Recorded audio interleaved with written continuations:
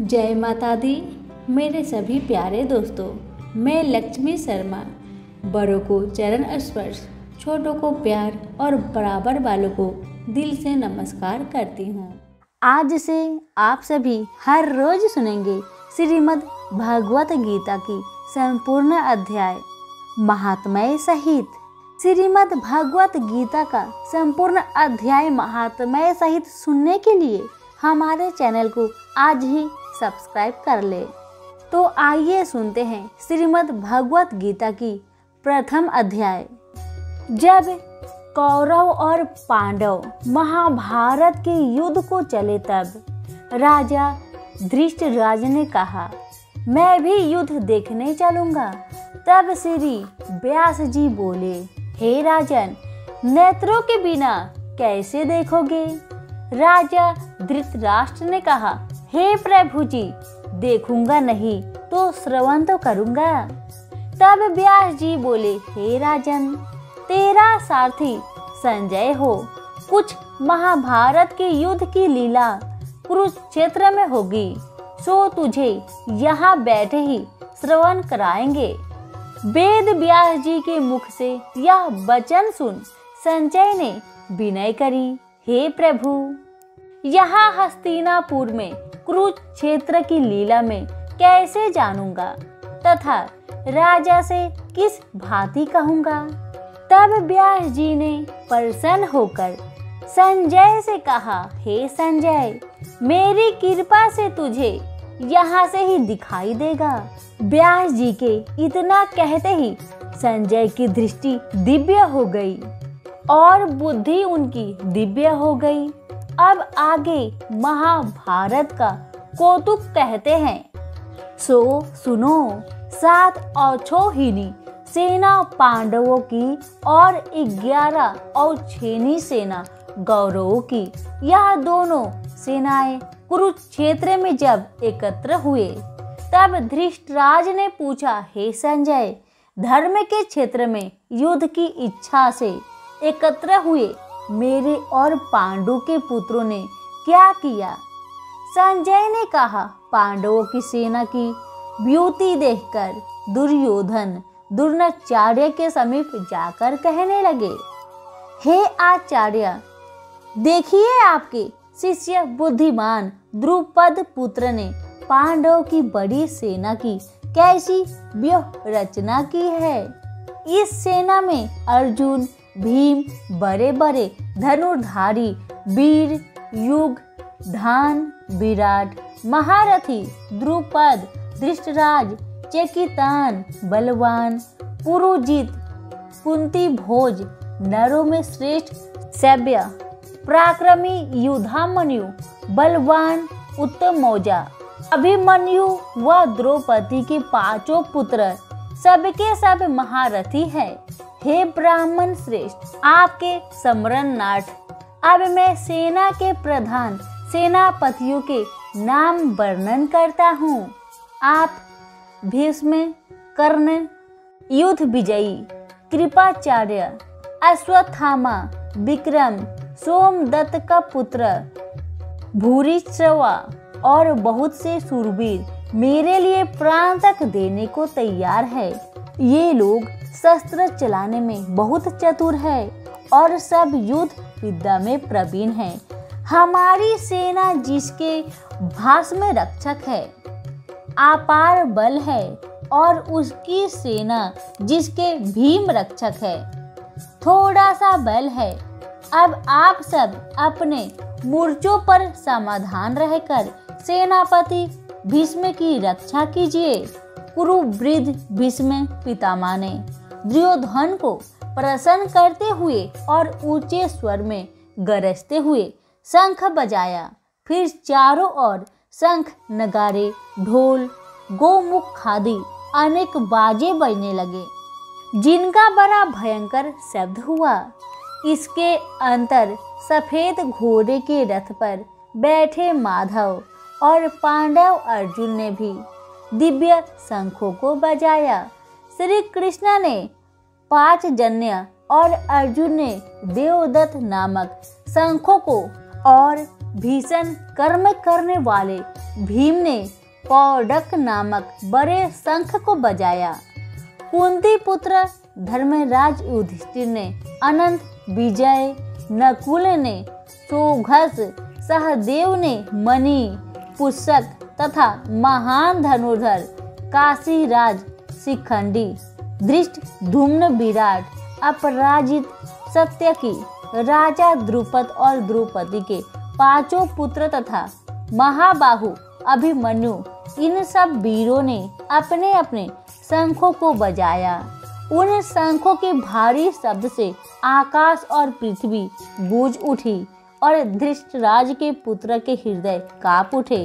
हे राजन, अर्जुन के कौरवों को युद्ध के लिए प्रस्तुत देखकर श्री कृष्ण जी से कहा, हे अच्युत, मेरा रथ दोनों सेनाओं के बीच में खड़ा कीजिए, जिससे मैं युद्ध करने वालों को देख लूं कि इस रणभूमि में मुझे किन किन के साथ युद्ध करना चाहिए। ध्रुव बुद्धि दुर्योधन से प्रीति करने वाले जो संग्राम के लिए यह एकत्र हुए हैं, उनको देख सकूं।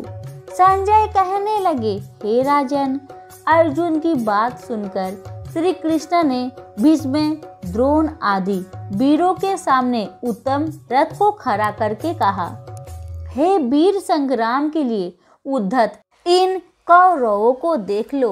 अर्जुन ने चाचा, बाबा, गुरु, मामा, भाई, पौत्र, ससुर और सज्जनों को शस्त्र से सुसज्जित खड़े देखा और उसने इन दोनों सेनाओं में अपने ही सब बांधवों को खड़ा देखकर परम दर्याद हो अत्यंत खेद के साथ यह वचन कहे, हे कृष्णा, संग्राम की इच्छा से आए इन अपने बंधुओं को देख मेरे अंग ढीले हो रहे हैं और मुख सूखा जा रहा है। मेरा शरीर व्याकुल हो रहा है, रोमांच खड़े हो रहे हैं, गांडीव हाथ से गिरा जा रहा है, त्वचा चली जा रही है। हे केशव, मुझ में खड़े रहने की सामर्थ्य नहीं है। मेरा मन चक्कर खा रहा है और सब लक्षण में उल्टे देख रहा हूँ और संग्राम में स्वजनों का वध करके कोई लाभ भी नहीं होगा। और हे कृष्णा, मैं जीतकर राज्य व सुख भी नहीं चाहता हूँ। हे प्रभु, हमको राज्य भोग और जीवन से क्या काम है, क्योंकि जिनके लिए राज्य भोग और सुख की इच्छा की जाती है वे सब संग्राम में प्राण और धन की ममता छोड़ मरने को तैयार है। और आचार्य, पिता, पुत्र, पितामह, मामा, ससुर, पौत्र, साले और संबंधी ये सब मुझे मारे तो मैं भी, हे मधुसूदन, मैं इन्हें मारने की इच्छा नहीं करूँगा। हे जनार्दन, त्रिलोकी के राज्य के लिए मैं इन्हें मारने की इच्छा नहीं करूँगा। हे जनार्दन, त्रिलोकी के राज्य के लिए भी मैं इन्हें नहीं मारना चाहता। फिर इस पृथ्वी के लिए तो कहना ही क्या। हे जनार्दन, धृतराज के पुत्र को मारकर हमारा क्या होगा? इन आतताइयों का वध करने से पाप ही होगा। इसलिए हमें अपने भाई धृतराष्ट्र के पुत्रों को मारना अनुचित है। वे माधव स्वजनों को मारकर क्या हम सुखी रह सकते हैं? सब लोभ के भस्मीभूत हैं और कुछ के नाश करने तथा मित्र द्रोह करने में पाप को नहीं देखते। कुल नाश को जानते हुए भी हमको इस पातक से क्या नहीं दूर रहना चाहिए। कुल का नाश होने से कुल की प्राचीन धर्म नष्ट हो जाती है। फिर धर्म नाश होने से कुल में पाप बढ़ता है। हे श्री कृष्ण, पाप से कुल की स्त्रियां वैभवचारिणी हो जाती है, जिनसे वर्ण संकर संतान उत्पन्न होती है। वह वर्ण संकर जिन पुरुषों ने कुल को नष्ट किया है उनको तथा उस कुल को नरक में पहुंचाते हैं, क्योंकि श्राद्ध, तर्पण आदि बंद हो जाते हैं। वर्ण संकर बनने वाले दोषों से कुल धव वंशकों की जाति धर्म और कुल धर्म में निरंतर नाश हो जाते हैं। हे जनार्दन, मैंने बारंबार सुना है कि कुल धर्म नष्ट होने से निश्चय नरक व्यास करना होता है। हाय, हम बड़ा पातक करने को तैयार है, जो राज्य सुख के लाभ से अपने स्वजन को ही मारने की कोशिश कर रहे हैं। मुझे शस्त्र रहित एवं उपायहीन को रणभूमि में बांधकर डाल दे तो मेरा बहुत कल्याण हो। संजय ने कहा, हे राजन, यह कहकर अत्यंत दुखित होकर अर्जुन ने उसी समय धनुष बाण फेंक दिए और रथ के पिछले भाग में जा बैठे। अब हम सुनेंगे प्रथम अध्याय का महात्म्य। एक समय पार्वती ने पूछा, हे महादेव जी, किस ज्ञान के बल से आपको संसार के सब लोग शिव कहकर पूजते हैं? मृग छाला ओढ़े, सब अंगों में शमशानों की विभूति लगाए, गले में सर्प और नर मुंडों की माला पहने हुए हो, इनमें तो कोई भी पवित्र नहीं है। फिर आप किस ज्ञान से पवित्र माने जाते हो, यह आप कृपा कर कहिए। श्री महादेव जी बोले, हे प्रिय, सुनो, गीता ज्ञान को हृदय में धारण करने से मैं पवित्र माना जाता हूँ और इस ज्ञान से मुझे बाहर के कर्म नहीं व्यापते। तब पार्वती जी ने कहा, हे भगवान, जिस गीता ज्ञान की आप ऐसी स्तुति करते हैं, इसके श्रवण करने से कोई कृतार्थ भी हुआ है? तब महादेव जी ने कहा, इस ज्ञान को सुनकर बहुत से जीव कृतार्थ हुए हैं और आगे भी होंगे। मैं तुझसे एक पुरातन कथा सुनाता हूँ, तुम श्रवण करो। एक समय पाताल लोक में शेषनाग की शैया पर श्री नारायण जी नेत्र मूंदकर आनंद में मग्न थे।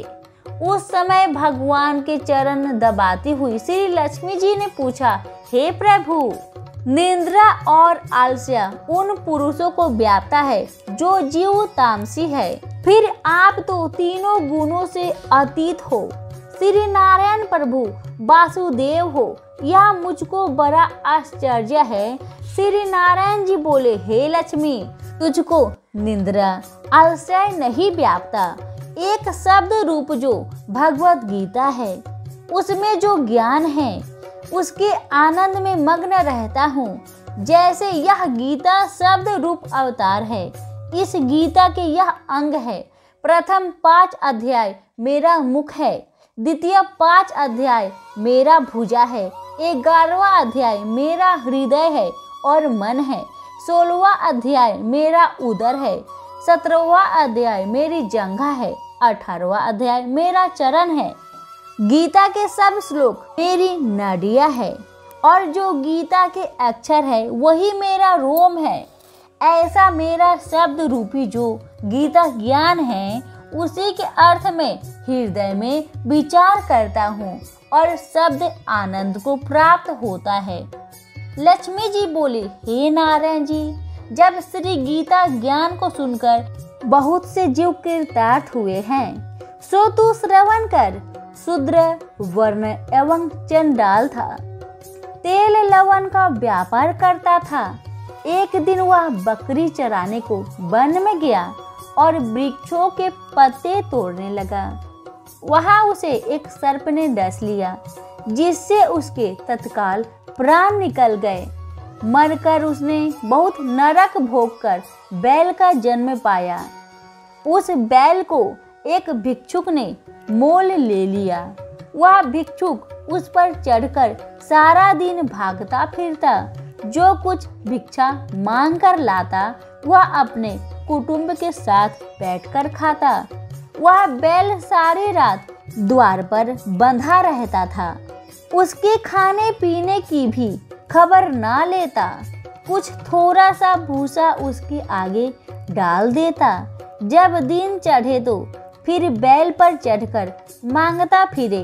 कई दिन गुजरे तो वह बैल भूख का मारा गिर पड़ा, किंतु प्राण नहीं निकले। नगर के लोग देखकर उसे कोई तीर्थ का फल दे, कोई व्रत का फल दे, पर उस बैल के प्राण नहीं छूटे। एक दिन गणिका आई। उसने लोगों से पूछा, यह कैसी भीड़ है? तो उन्होंने कहा, इसका प्राण नहीं निकलते, अनेक पुण्य के फल दे रहे हैं तो भी इसकी मुक्ति नहीं होती। तब गणिका ने कहा, मैंने जो कर्म किया है उसका फल इस बैल के निमित्त दिया। इतना कहते ही बैल की मुक्ति हो गई। तब बैल ने एक ब्राह्मण के घर में जन्म लिया। पिता ने उसका नाम सुशर्मा रखा। जब बड़ा हुआ तो पिता ने उसको पढ़ाया। जब उसको पिछले जन्म की सुधि रही थी, उसने एक दिन मन में विचार किया कि जिस गणिका ने मुझे बैल की योनि से छुड़ाया था उसका दर्शन करूं। ब्रीफ चलते चलते गणिका के घर गया और कहा, तू मुझे पहचानती है? गणिका ने कहा, मैं नहीं पहचानती, तू कौन है? मेरी तेरी क्या पहचान है? तू ब्रीफ और मैं बेस्या। तब ब्रीफ ने कहा, मैं वही बैल हूँ जिसको तुमने अपना पुण्य दिया था। तब मैं बैल की योनि से छूटा था, अब मैं ब्रीफ के घर जन्मा हूँ, तू वह अपना पुण्य बता। गणिका ने कहा, मैंने अपने जाने कोई पुण्य नहीं किया, परंतु मेरे घर एक तोता है, वह सवेरे कुछ पढ़ता है, मैं उसके वाक्य सुनती हूँ, उस पुण्य का फल तेरे निमित्त दिया था। तब ब्रीफ ने तोते से पूछा कि तू सवेरे क्या पढ़ता है? तोते ने कहा, मैं पिछले जन्म में ब्रीफ का पुत्र था।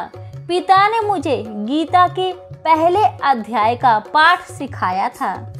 एक दिन मैंने अज्ञानवश गुरु से कहा कि तुमने मुझे क्या पढ़ाया है? तब गुरुजी ने मुझे श्राप दिया कि तू सुआ हो जा। तब मैं सुआ हुआ। एक दिन फंदक पकड़ ले गया। एक ब्रीफ ने मुझे मोल ले लिया। वह ब्रीफ भी अपने पुत्र को गीता का पाठ सिखाता। तब मैंने भी यह पाठ सीख लिया। एक दिन ब्रीफ के घर चोर घुस पड़े। उनको धन तो प्राप्त न हुआ, किंतु वह मेरा पिंजरा उठा ले गए। यह गणिका उनकी मित्र थी। वह मुझे इसके पास ले आए तो मैं नित्य प्रता गीता का पहले अध्याय का पाठ करता हूँ। यह सुनती है पर इसकी बुद्धि में नहीं आता। मैं जो पढ़ता हूँ वही पुण्य तेरे निमित्त कर दिया था। सो हे लक्ष्मी। तब गणिका ने बुरे कर्म छोड़ दिए, नित्य प्रति स्नान करे और श्री गीता श्री के प्रथम अध्याय का पाठ करे। इससे उसकी भी मुक्ति हुई। श्री नारायण जी ने कहा, हे लक्ष्मी जी, जो कोई अनजान कर भी गीता का पाठ करे उसको भी मुक्ति मिलेगी। सभी बोले लक्ष्मी नारायण की जय हो। धन्यवाद।